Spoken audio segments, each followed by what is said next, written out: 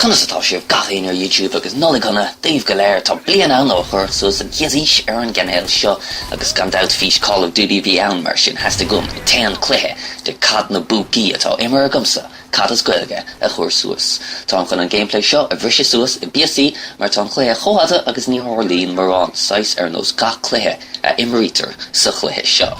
Okay, well, is all am rá nach meg imirt an cluiche seo a heile tar éis díor cluiche bhána imirt. Se is fuath le CODasGAEILGE COD na bPucaí. En is níl sé fearálta an méid san bhá gana heile san rí a thuirt mar sin ligdom a smaointe ar an gléir seo a bhrisise síos, ar an géadal síos, tá na mapí a hagan leis an gléir seo go thú fásach. Tá sé sa léir nach bhfuil marrán den éireann a chruthigh CODasGAEILGE ag obair an gléir seo, maar más féidir leis smaoinmh siar go dtí CODasGAEILGE bhí gach mappa sa chluiche san ar aus. En is sí an bhailcht atá an scíal le COD na bPucaí tá na mapí ladaránach agus rómhór ar fad. An chiad fud eile tá an túirt amach faoi ná na gunaí ní chuireann siad mar an scetamíní ram, níl éon rud simú futhú agus tá siad lámh mar dtíor fá. Díad fan bhd cíanna a bhrá faoine stríocháin marithe agus cían tú an-chuid Madrí timp na háte, tuis nach bhfuil éon rud níos fearr le húsáid.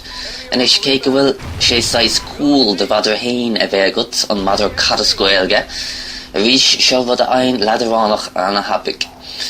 Bran an chléir seo ar an nós an-chuid smaointe nach bhfuil bhómha caite nós ar chéile agus gan forbert ceart a bheith díonta ar éon smaoinemh a bháin.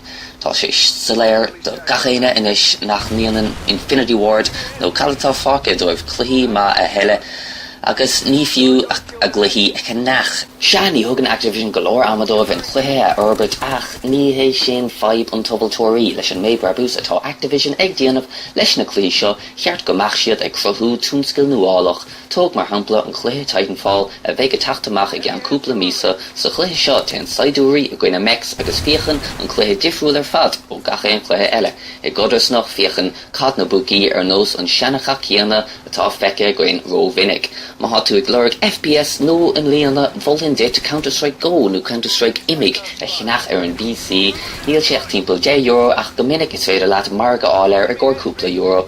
Tá an pobl a imirín an chluiche ag fás go tapig agus beag mise ag postáil cuid bha gameplay dó sa chomh. Gurf má gut as fiochan ar an léir as beag seogs náidir like ágan ar an bhí seoch an haspáint an chuid eile an down, go bhfuil ár dang agus cultúr hain a gcuin agus ní cuiirg sin a bhíon ag leir beorla nó bán bhíonna, slán go fóil.